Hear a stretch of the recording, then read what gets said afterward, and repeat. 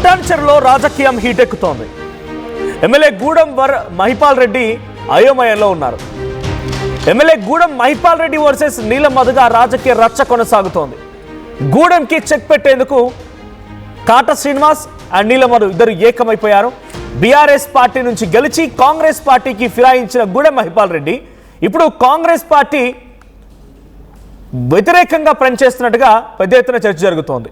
Municipal ఎన్నికల్లో కాంగ్రెస్ అభ్యర్థుల్ని ఓడించండి అంటూ ప్రచారానికి తెరలేపారంట గూడెం మహిపాల్ రెడ్డి.